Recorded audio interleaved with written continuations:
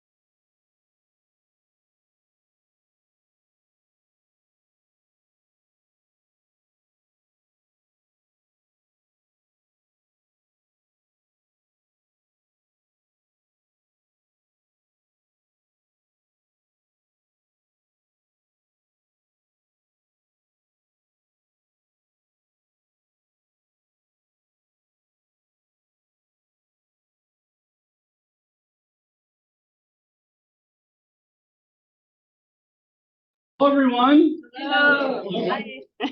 How's everybody doing? Sit in the front row here. I like it. Yeah. I like this so I don't like spit on you. Okay, welcome everyone. Thank you for being here. For you guys online, welcome. Thank you for being here. We want you to participate just as much as everyone in the room. So please ask questions. We're going to monitor those. We could spend the next hour together with Lindsey, which I'm very excited. Yep. Just so you guys know, if you haven't spent any time with Lindsey and or don't know her story or where she came from, we're going to learn about all that today. But just as kind of to set the table here on you and your business. So I looked you up as far as your production. So in broker metrics or in the MLS, in 2022, it shows your production. Again, this may not be team production, so we'll talk about that. But 32.5 units, 20,231,000 in volume. Out of business.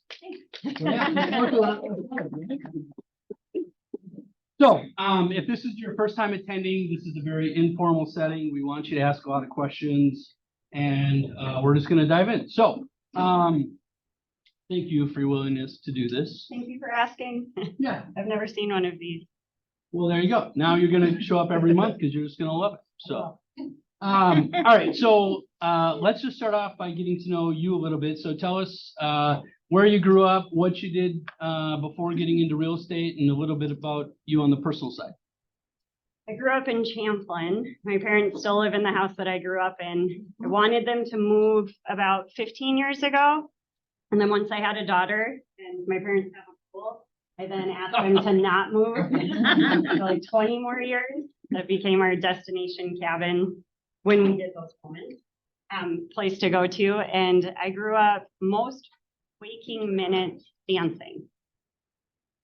So I did my initial required school, and then I was fortunate that my parents let me dance year round, more than I was ever home, more than I was ever at school. And that's with my dad being a tennis pro and my parents owning a tennis club and never once making me feel like I should have ever pursued tennis instead of dance, which I think says a lot about them. And then they still showed up at everything that we did. I competed every chance I got. I traveled around the world, was determined to dance with the New York Ballet. And because of that, I tried to get out of high school as fast as I could with a diploma. So I met with our counselor in high school to figure out what I could do to take business credit to graduate early and not attend any longer than I needed to. From that, my dance teacher's mother-in-law was Cheryl Craven, who was a broker at Edina Realty, found out that where I went to school had a trade program with Edina Realty where I could work full-time for the company and be graded. So I attended what I had to get out of high school early so I could do the business exchange credits with Edina, and I stayed there for 23 years after that. So my life consists of growing up, requirements for school every waking minute at a ballet bar for dancing, until the point that I started working full-time for Edina Realty, dancing every waking moment.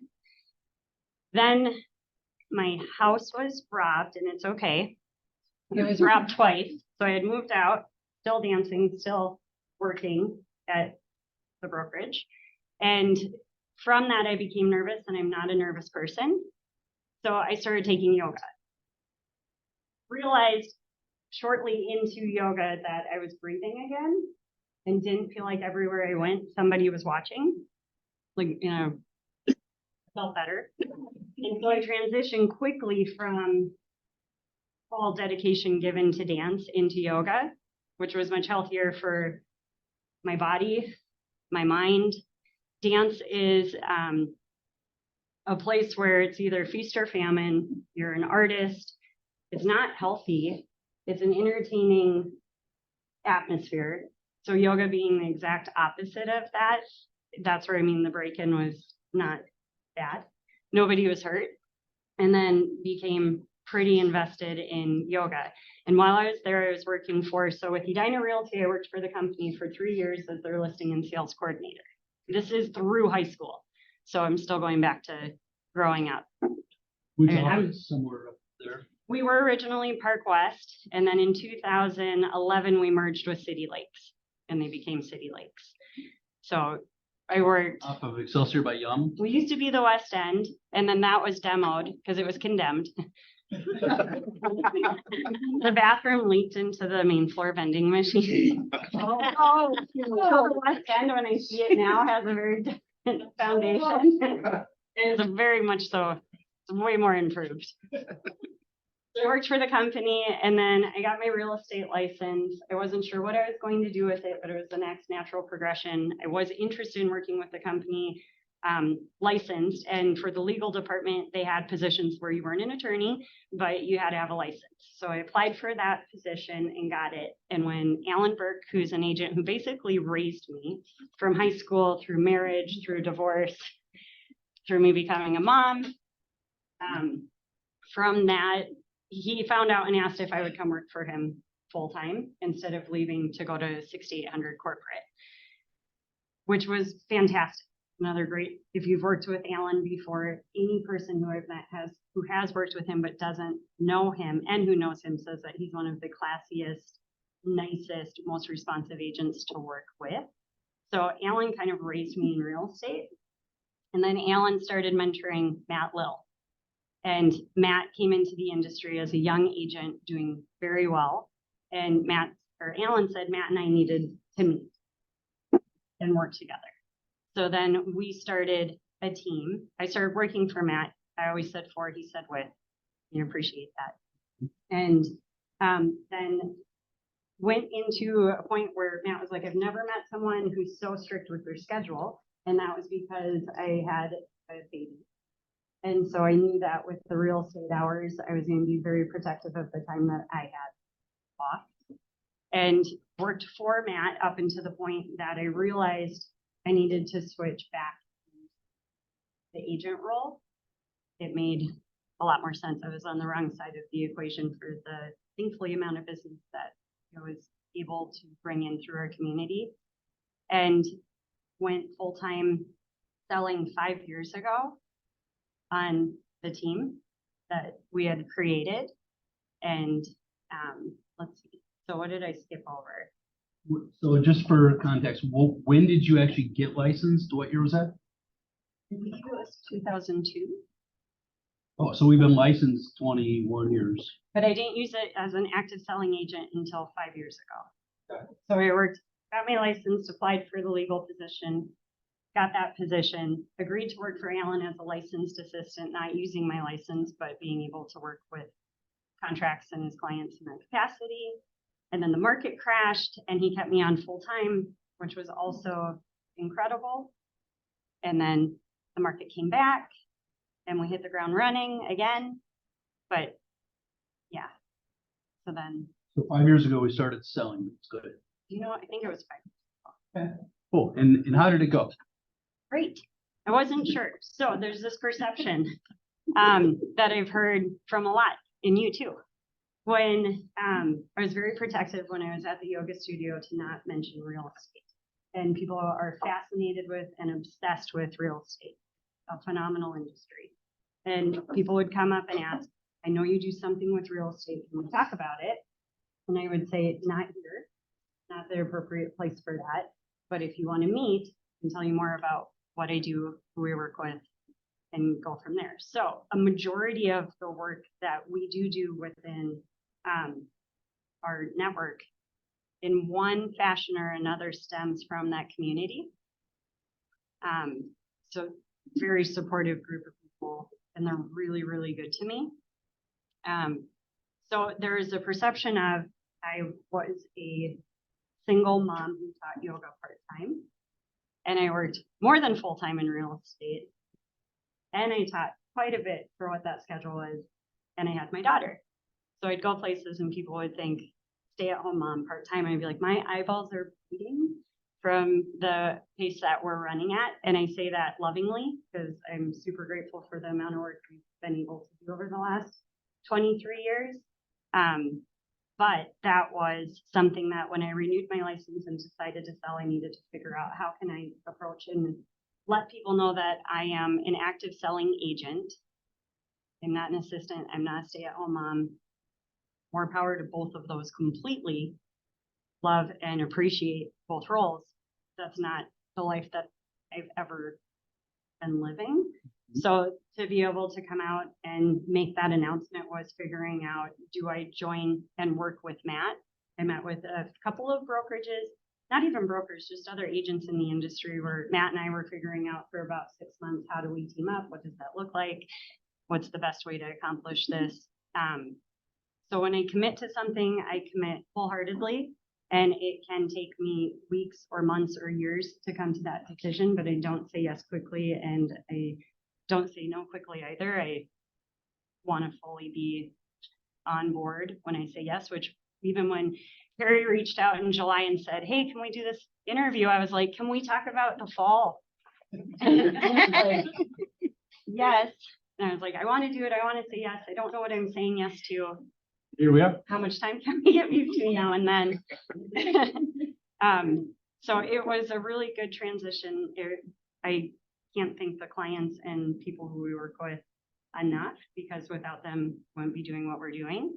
The hours that we put in, one of my interests in coming over to KW after finding out about the KPA and going through a personality assessment for the first time was how much emphasis there is on work-life balance, which was not something that I do or did easily. I could work endless hours and be very satisfied with it. But with my daughter growing up to the age that she was becoming more aware, like if I keep doing this, I'm going to ruin my relationship with her. And she treats me really, really good, especially for how hard we run and how often something comes up and we respond. So through the conversations with the KPA, which was brought forth by an agent who was recruiting, and the recruiting in the industry is heavy. And with this one scenario, I thought, I have to say yes. It would be foolish not to explore more. And that's when I took the test at like 2 in the morning. I really like to see what my KPA is at 10 a.m. I bite the toast and I go coffee. You can redo it.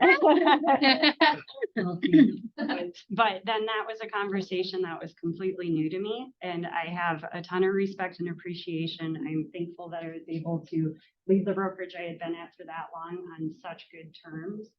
And then be able to come over here and maintain those relationships and still have people that I can easily reach out to and have it be just a really nice, here's where I've been. I appreciate everything that's there. New conversations are being had that I've never had before, and I'm very intrigued by them. And I would like to explore that more. So that happened right around my 40th birthday, which I thought was kind of serendipitous to be able to unplug from the chaotic market, COVID market, take the assessment, meet with Jen Briggs and go through something where you actually pause and look at how do I work? What are the things that energize me? What are the things that are more my natural tendencies? And that's the conversation that I wasn't having with the brokerage that I was at. And I want to also say that within that brokerage, it was such a unique relationship that they raised me from basically 16 on, that I was always there. So when I went into the role as an agent, I wasn't high on the radar of people for them to reach out and talk to. Like I was part of that family. And I didn't know that I wanted to reach out and talk to anybody either about business planning, business development, work-life balance. So then, and ton of respect for that. And then coming to KW and like, this is what they talk about and this is how they coach and engage was life-changing. So motivated by wanting to still very, very much so be an active full-time agent and then have a family life. with my partner and my daughter and family. So my mom and dad will help all the time. Like Linda is here right now. A lot of people here know her. And anytime I think that I'm getting tired from working 15-hour days, I'll be like, what would Randy Ronning do? What would my dad do? Because then he'd push for 4 more hours. And I'm like, okay, I'm just getting started. Like this is, I can do it. If 70-year-old Randy can go harder than I can, that's my example to live by. But mom and dad will come anytime we need them. Like we have photos.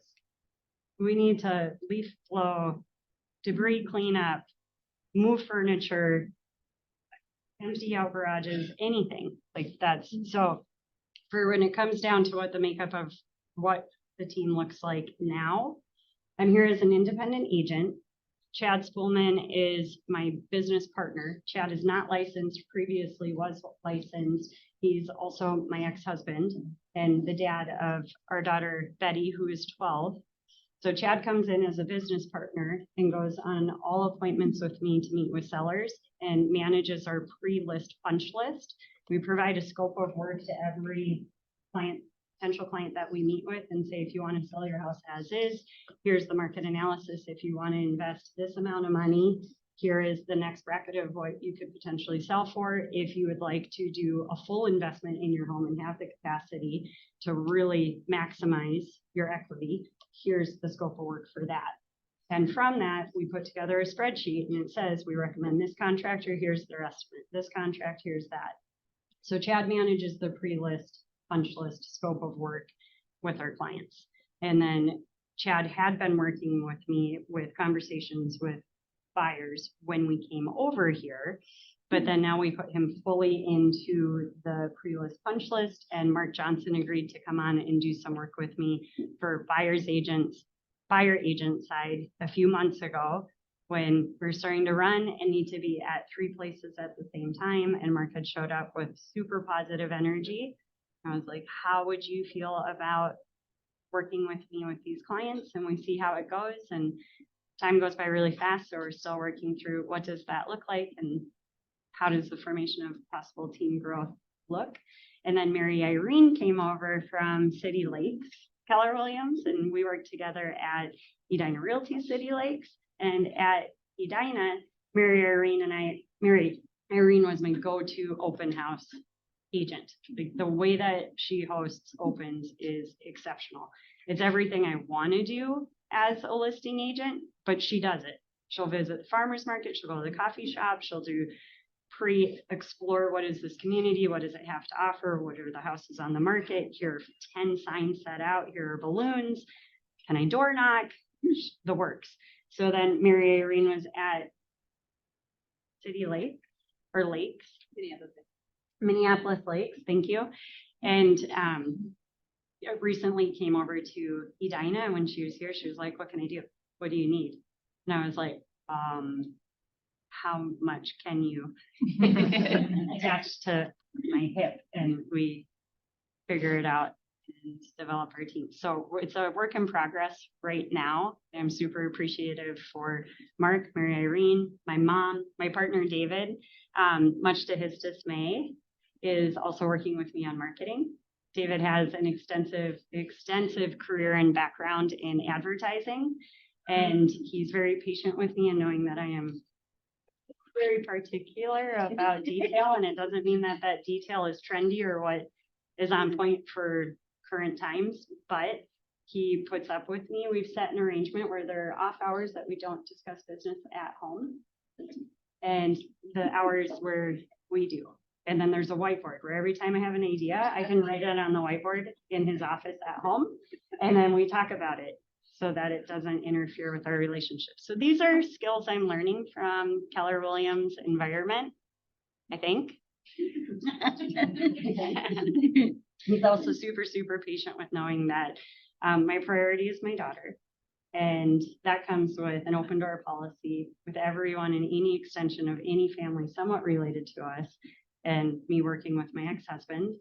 And then having the understanding that we could get a text and I could mentally, or I could disappear into that conversation, and he doesn't need me to be present during that time. And then Betty. who is an itty bitty. We took our, for school, she's doing this personality assessment for 6th grade, which I love that this is a part of their growth. Is it Myers-Briggs or Meyer-Briggs? Myers. Yep. There's 2 S's, Myers-Briggs. Okay, so I had never taken that. And over the years, I've had a handful of people say, will you take this and text me 16 personalities or different things to get your, if it's an acronym or whatnot. But so Betty had that for homework last week, and her and I sat down. We are polar opposites, and we knew that. We've known that forever, except for we're both very independent. So every time she's independent, I have to remember, like, I get it. But we took the assessments together. So I got to watch her go through and find out, is she sensing, is she feeling, is she judging, is she introverted, extroverted, what, speaks to her. And then I took mine. I didn't want to influence her. So as she took it, I could see what she was saying, and I just remained completely neutral. I am not going to comment. I'm not going to laugh. I'm not going to yes, no. And then when I took mine, she was like, like everything going through. And we get our 2 codes, and they're completely different. So now this is another point in life where I think it's incredibly invaluable as a tool to anything that encourages us to know ourselves better, which I think, again, is the KW foundation through and through. Like, that keeps coming up. So now I'm at the point where I can sit and watch her do that, learn, and then I'm also learning a ton. Feel like I'm just starting to learn about who I am now. And every time I learn something more, I'm like, oh my gosh, that was subconscious and never in the forefront of my mind. I like things super, don't look at our office, please. This statement will contradict that. I like things super organized, in their place, like everything has a place. We're on the way. We're getting there. And Betty is like, does great in a whirlwind environment. And I would try to straighten things up thinking that I was helping her and that I like things quiet when I'm focused. She likes music and disorder, and that's what helps her focus. So now I'm watching, me like, okay, how can I help her with her environment? I'm also learning, okay, this is what really triggers me, and I need to be more active on setting that up so that I can have routine. I can do the things like time blocking. It can stick to the schedule as much as we try to set ahead of time, but we can't predict when a home will come on the market that our buyer's interested in, and then all of a sudden you're in 5 to 10 days of contingencies, and everything else that was on point is now at the back burner, and all of it. So the personality assessment to KW was the 8-page rec that got me to leave a place I wasn't looking to leave. A great quote. Thank Keep going. you. I think it keeps helping open up for more understanding and awareness of how different we all are and how to set up an environment that's healthy and balanced, especially in an industry that, if we chose, it does not sleep, and we can engage as much as we want with that. But then also, I'm now learning about leveraging. This is, which again, I think these were subconscious things, but KW introduced leveraging, and how can I work 24 hours and not be the person doing every one of those hours, which is better for our clients because they get someone fresh designated for that role available in that time. And then we get to work on our areas of strength, and show up fresh and ready. eDino is more of an independent solo agent company. As far as I've been aware, KW with Gary Keller has been a team environment or produced that. So leaning into, when fax machines started coming out at home, it sounds lame and silly, but I remember being so excited about Alan's clients having fax machines, being like, they can sign a contract and we're not meeting them at a restaurant or at their office or at their house for them to sign. And then the industry exploded even more for available time processing amount of information, how much the consumer can access without even needing us. So it's a necessary, not evil, that's not the right word. Do you know what I'm trying to find for Yeah, I mean, as I sit here and listen to you, and we're halfway in already, and this has been a great start. I feel like there's so much to unpack from all of that you just shared. And where my mind goes to is, what are the lessons in all of this? I'm betting it was super hard, and I didn't know this about you, obviously, because we haven't had any in-depth conversations on purpose just for today. It was probably incredibly difficult for you to make the transition from a place you grew up in to come to this new world over here.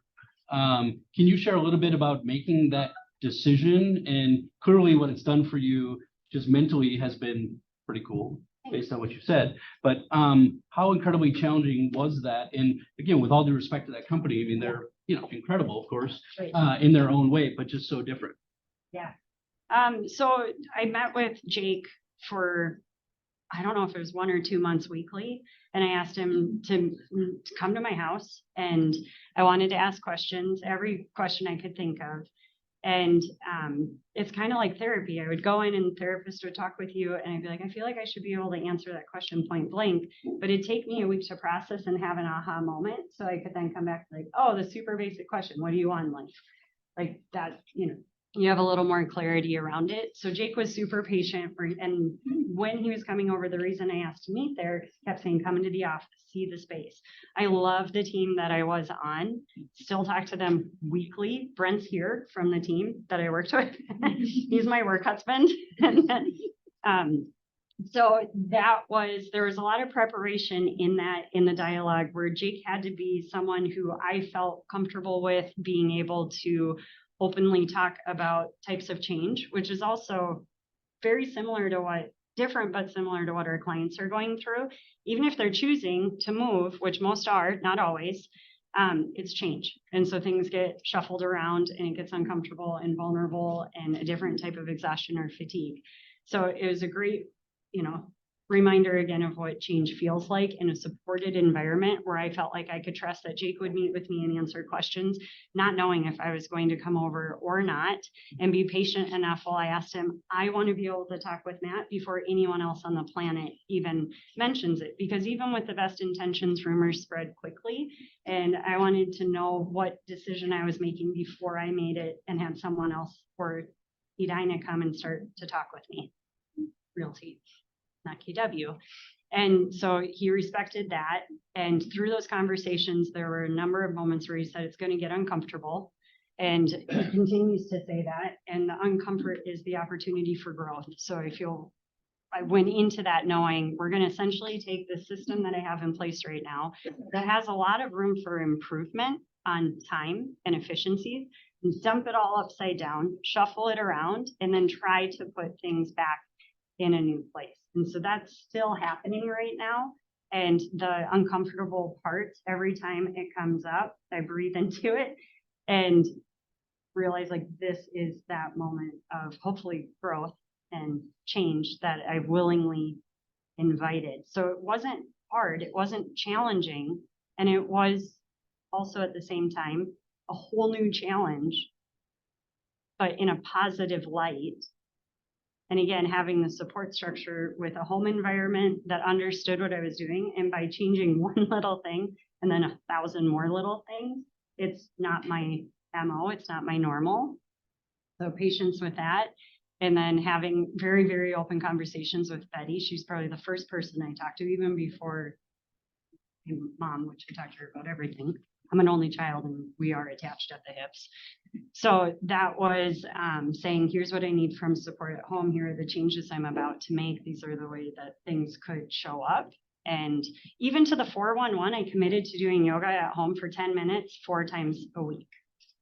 And Betty, I put it on her. I'm like, I need you to help me step onto my yoga mat if you're up for it. And if I wasn't on my yoga mat by the time she hit the shower, she was like,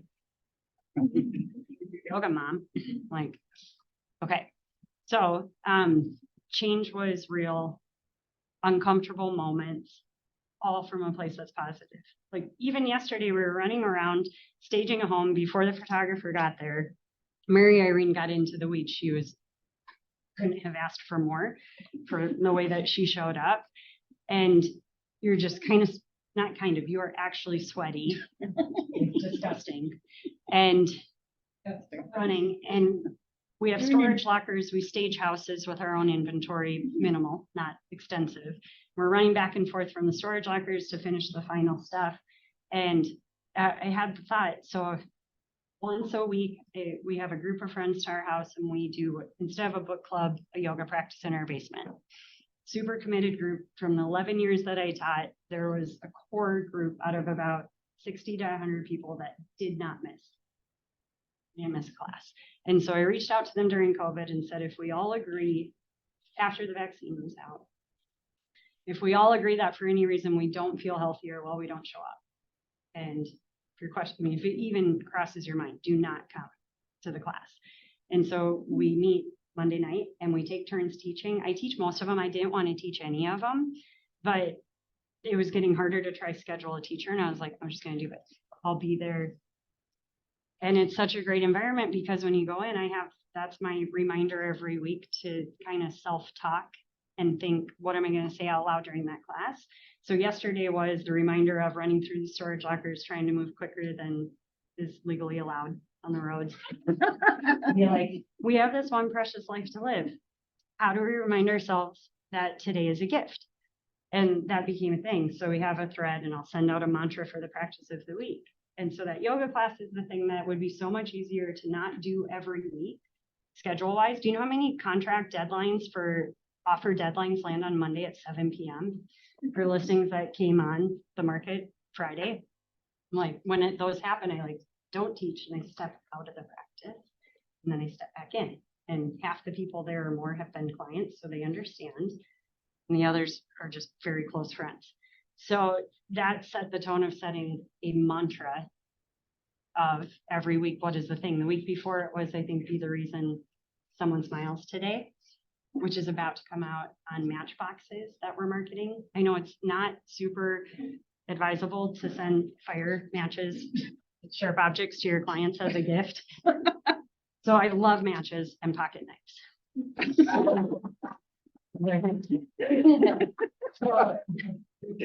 Very true. Very true. We have 4-inch wood matches coming out that have our logo on them. We call her Penny. And when the matches run out, it says, be the reason someone smiles today. So it's going to be a mailing that goes out. And if you can handle fire safety and you can use these responsibly, let me know and I will mail you. Otherwise, I ordered a lot of matches. I'm really excited to send them out. Like shipped here? No. And I really want to do pocket knives. And we have marketing piece that says, here's the arsenal of what we bring to the table. Why would you work with us? It's your pocket knife and it's your marketing, your prep list, not general contractor, but general contract, your analytics, your market analysis. So those things tie in. The house that's coming on the market this week that we staged yesterday, I left my purse on their dining room table and I was at a listing right after that.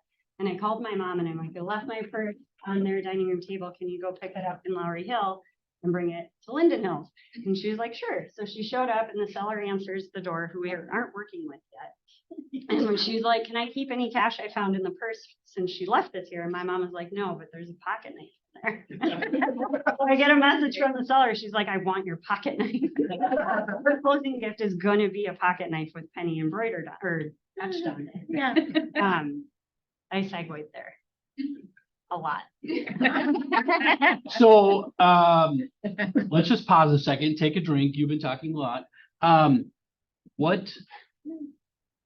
Everything I'm thinking of is, what is the lesson here? What is the lesson here? What is the lesson here? I'm taking a ton of notes. What have you learned so far? Let's hear from you guys as you just relax a minute. What have you learned so far? Change is growth. And I think Lindsay's been showing, I can sense, having known her at Edina and then knowing her here, that she is expanding. And there's times, we've spent so much time together the past 6 weeks, but I can tell that she's aware and conscious of the change, but it's still a process to go through.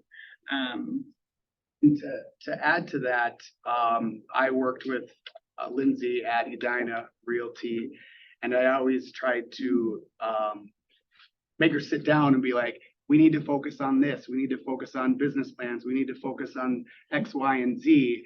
And just the other day, she showed me her 411 and I was blown away. That would have, Lindsay would have never have done that. Never. That would track all of my metrics and everything in our team and tell me and be like, oh, he knew what the 411, well, that's one part of it, but yeah. That's changes and growth. That was, I mean, 411 was a foreign language to me when I came here. And I asked Jake repeatedly, I was like, I do not, this does not compute. He's like, okay, I'm not supposed to say what he told me to. You have to use the 411, but what he did was make your own. I'll look at it. So I attempted to make my own and I made the 411. But it took remaking it on a separate spreadsheet in different colors. It was for it to click. I was like, oh, I get it. But yeah, that would have been very low priority for me to slow down and pay attention to that versus do a to-do Life is color coded. list. Thank you both for sharing. Who else? Okay. Yes, sir, Joe. So I like how you protect your schedule, the structure, and you're well organized. That's what I'm getting a lot of this is something, and I always make it me, right? I gotta do that. I gotta be protecting my schedule and structure and protecting the schedule. Work in progress. That's okay. So similar to that, or I can ask a different question. So based on what you've heard so far, what do you believe you need to implement based on what this conversation has been so far? I like that you've shared kind of about a lot of your business coming from your community of people.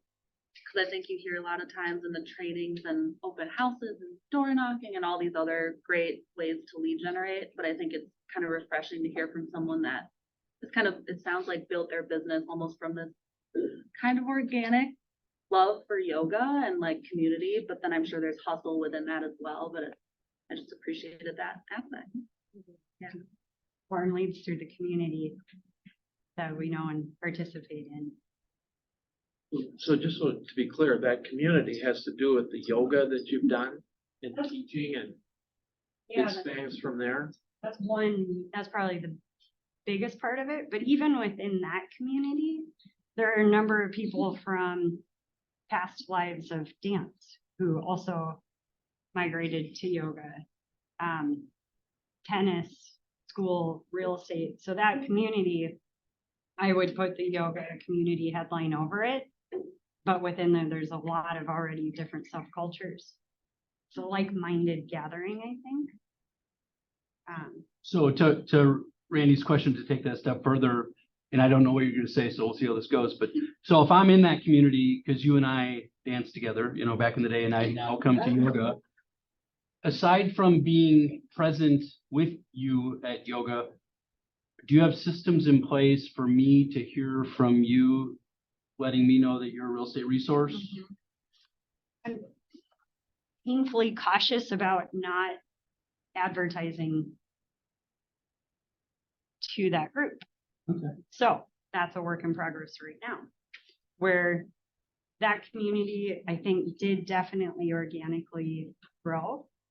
And I'm a type A minus. I will show up and have my own. Again, doesn't mean that it's like A plus or A type A perfect. It's not perfect, but it's what in my mind feels like the best I can do. Like I can't do something half-assed, can't leave it partial. And everywhere I've shown up, that's how I went into yoga. And the people who were watching that and I didn't know they were watched. And they're the group that would then come out and ask and for the most part say, let's talk real estate. So living by example for what my natural tendencies are, and then wanting to also let people know if you're interested now, being a little bit more, if it's not passive, it's active.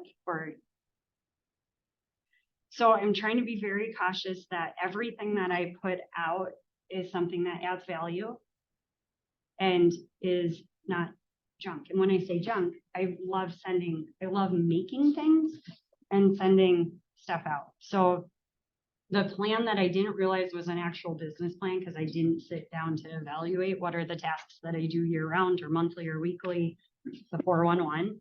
I love sending out 3 to 4 mailings a year, and they're branded and they have a touch of personality.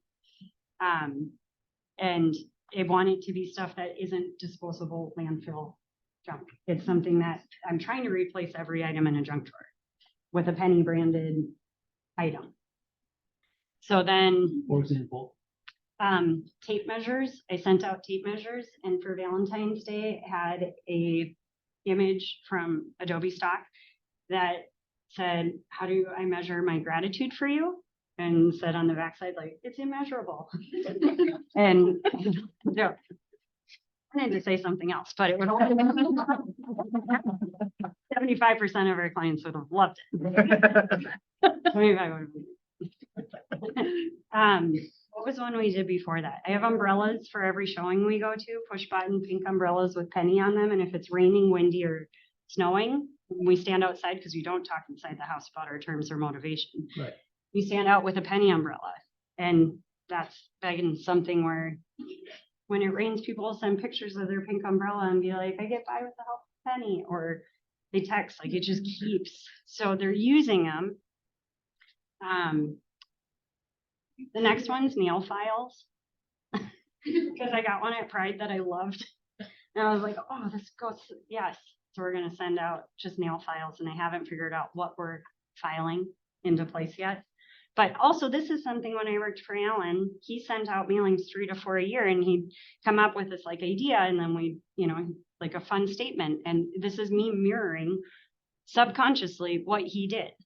And I loved it. I managed his mailings for him as part of my role. And so that's a warm touch, something tangible, something that will keep it staying in front of our contacts without saying, I sell real estate, but also I am a realtor.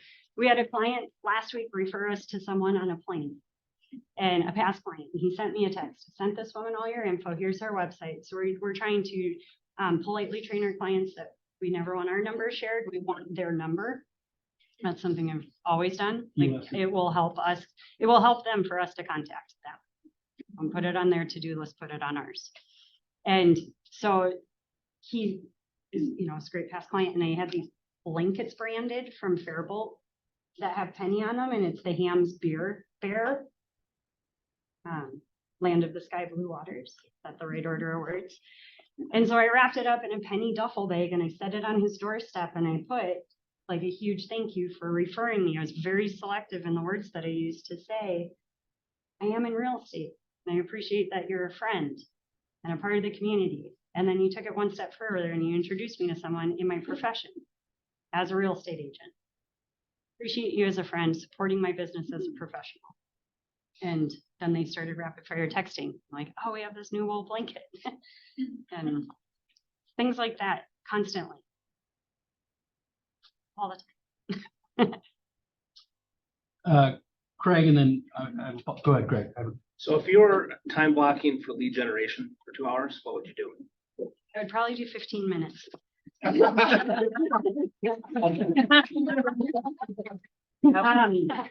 my lead generating, the amount that I've been able to commit to lead generating, which is massively different than any passive lead generating I did. Now at KW, I contact 10 clients or leads a week directly.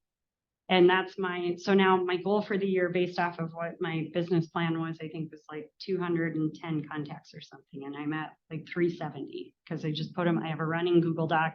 I put their name in like a word or two. I know I should put that in command. It's out of my comfort zone right now. Open one more software, like the blank running spreadsheet is what I can commit to. And whether it's a past client who had an anniversary, a birthday, I can't say it because I don't want anybody to report me. It's all good. Good talk. This will be on YouTube forever, but nobody's telling you. Brokers in the room. We're good. he knows how I operate. It's not that it's gonna be like still within the lines. I had bibs and onesies made because all of our clients are having babies or their kids are having babies. It's like baby boomer season right now. And so it's Penny is my homegirl. And we have a big penny on them and we'll go and be sending out baby outfits with Penny on them to our clients making babies. And then when they need to move out of their house because they outgrew it, I'd love to work with them. That's Great question. so that, yeah, and that goes, I'd love to do 2 hours with it. And I know I can't do 2 hours either. yeah, so I can commit to the 10 per week. So that's direct contact with past clients and new people. So why Penny? Ooh, so I love making things and I'm 41. I wear my age more and more each day. I'm like, but I've been typecast for 22 for most of my 20 life.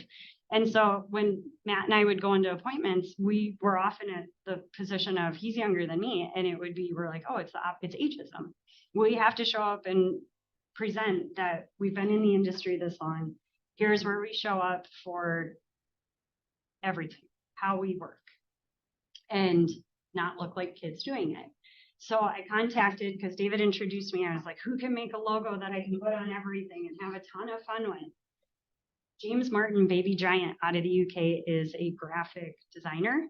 And I had a meeting with James over the YouTube or the Zoomy thing, Zoom. And I gave him, here's my favorite.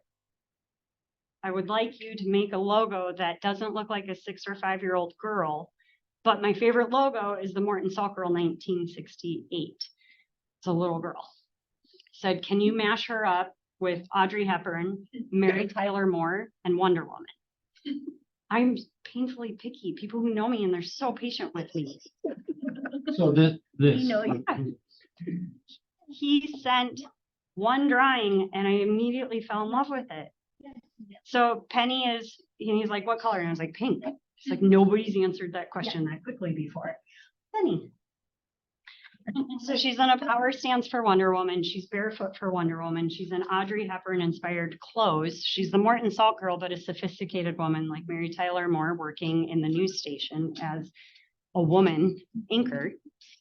So she's a mashup, which was our first mailing that I sent out to all our clients when she was created. And I said, I'm coming out as a full-time agent. Here's the logo that we had created by Baby Giant. She is a mashup of, and then included at that time, because it was almost spring, an organic seed packet that had her on it with a vintage label with it. And why the name Penny? Did you say that? well, I've been trying to name someone Penny for a number of years and I never thought I volunteer it for kids, for pets, for everything. And when she came through, I opened it and I was like, she's Penny. So we were going to do a zombie version and call her Penny Dreadful. You did do a zombie version and she came back. She's a little too graphic zombie. I need to like recharacterize her. And then something on Penny Lane, anything on Penny Lane. Like I would love to tie that in sometime along further in the future. So just FYI, that clock is 5 minutes ahead. So we're at 11:51. So we have about 10 minutes. Vanessa, you have a question? I don't remember what I was gonna say. It'll come back to me. Joe, or Pam, sorry, Pam, then Joe. So Lindsey, for your 32 transactions this year, congrats. I don't know if you've looked at them, but really all, are they virtually all from your groups that Harry asked me that briefly in the hallway last week, and so I haven't looked at it closely, but I think 96% of them are from referrals from past clients. I'm trying to think of who would have been.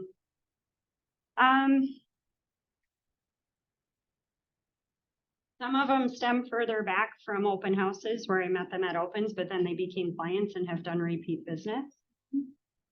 So 96% referrals from past clients. And family and friends. So before we go to Joe's question, so if you're anything like me, sometimes you struggle with getting the actual referral, and I know you mentioned teach them to give them, you know, your number versus the other way around. How do you do that? Like, how do you teach people to refer you? In my 10 business or real estate conversations per week, when you're reaching out to people and at some point you say, do you know anybody looking for a real estate agent right now? One of that, a lot of people will respond and say, oh, or even just remembering the conversations when people, you see them out in public or you see them somewhere and they say, I know someone looking for a realtor, like, I'm a realtor. You can immediately follow up with them as one of your contacts and say point blank, can you ask your friend their permission to give their number to me? And that's it. And this is a conversation, not via text or message. 99% text. I don't call as much, and I am that person where I will text and ask if there's a time someone can talk. And so, I mean, I do call some, but I don't assume they're available. I don't want to interrupt what they're working on. Lindsay, you said something earlier too that I'm going to keep in my pocket. Like you teach people to get their contact information instead of giving yours out. And you said, I wanted to be on my to-do list and on their to-do list. And I think that's really rad. That's a cool way of looking at it. Thank you. I'll put a statement similar to that in the text that says it's easier for them for me to contact them or something along those lines. Exact. I mean, because that's. I remembered my question, if I may. It seems like when you were talking about your listing punch list and all those things, it sounds like you have a lot of systems in place, but it also sounds like you don't have a lot of systems for lead gen. Or, I mean, for like what you're doing, your lead gen is your 10 contacts. So like, I'm curious where your systems all come, like where's your main focus on your systems and how does that all tie in? So I'm going to shift into kind of like the marketing I want to put out. Hopefully it adds value. So knowing we're on a time crunch now, when I say my passive system, the systems that I do have in place, I do the 4 custom mailings a year. I do Start Healthy Magazine, which is a quarterly publication, and our clients responded. They send pictures of the articles, they send stuff constantly. We have an email campaign that goes out twice a month. I just started dipping my toe back into social media. I haven't logged into Facebook for 5+ years. So it's not there, but Instagram, one of the things I'm trying to do is post 1 to 3 a month. Set the bar real high. And I learned about stories. I'm going to learn about reels. So those are all things that I do consistently do. I contact people on their birthdays. So what CRMs do is kind of ingrained, and I haven't been caught up on speed for how to utilize the technology and leverage stuff. So I gutturally contact people on their birthday. I send them anniversary personal texts and images or something, and it's completely genuine. I love doing it. Half the time it's just remembering. So you have your CRM set up with reminders on all of that? Never set up a CRM. Okay. That's next. Yes. Yeah, Mary Erin. So it's all in your Excel spreadsheet? It's all in my calendar. What's in the emails? Do you create emails? I do. Twice a Oh, month? no. David's helping me. And when I said to his dismay, I have a lot of opinions on how I'd like the content laid out. And I should just trust him to put it together and send it up. But it's baby steps. And that's goes to your Mets database. That's people who you know and past clients and all that fun stuff. Correct. Cool. Joe, question. Sorry. Events, do you do any events for you? Yes, that was one other thing when we came here. So previously we would host a Walker Art Center British Arrows event prior to COVID. And it was so great. I learned it from Sherry Fine, and she was 1,000% comfortable saying, this isn't like, yes, you should do this. I love it. It's something I do it too. I didn't make it up. But we ordered an entire theater of tickets. They're $10 a ticket. And then contacted past clients and said, can you come on this day, and hosted a 2-hour open bar at the Esker Grove restaurant in the Walker Art Center. So we would do that right around Thanksgiving. And then clients came and saw the arrows, and it was a ton of fun. And want to get back to that, COVID, now we'll pick it up again. And then this year, for the first time ever in the spring, I hosted a pickleball tournament. and had clients sign up, and we did a whole tournament with branded penny shirts and swag and trophies, and then hosted a yoga practice in my backyard, our backyard for clients. Ton of fun. And then had a family photo event a couple weeks ago where a photographer came to my house and we did 15-minute family past client, come and get your photo taken.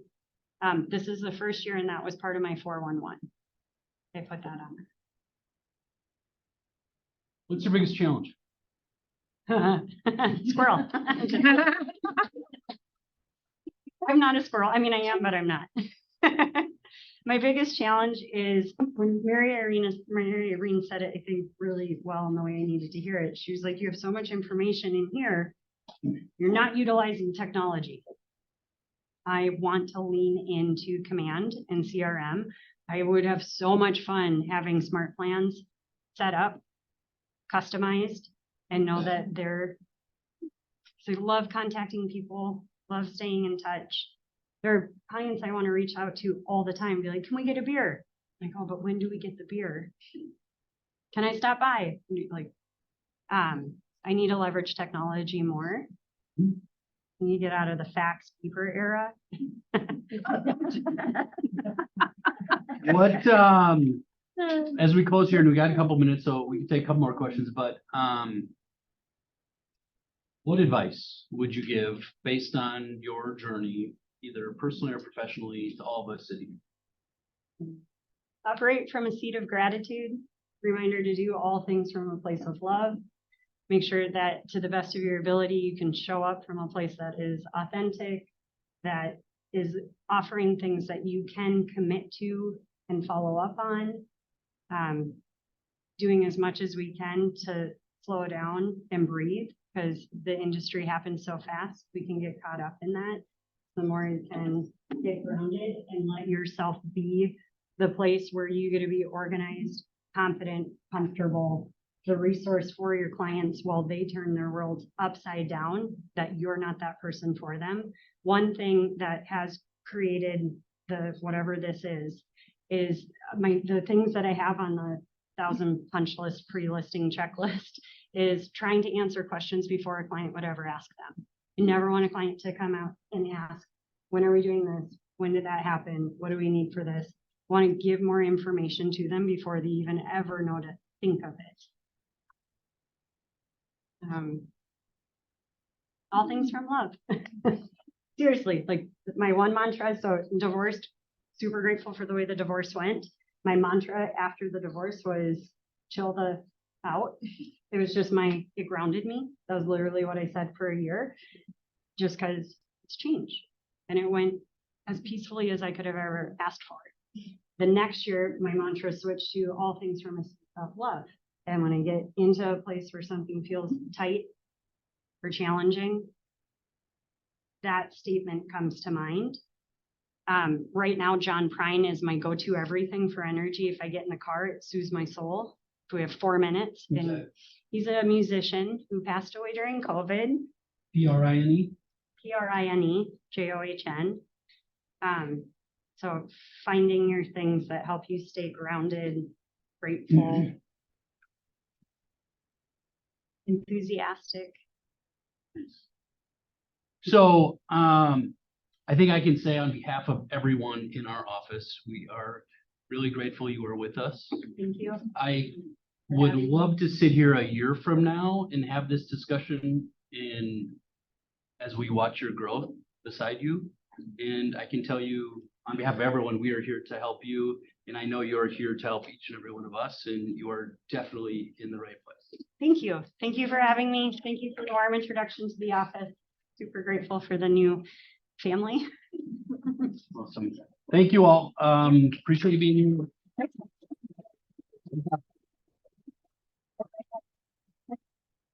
Thank you all for coming. We'll see you next month. And then I would love it.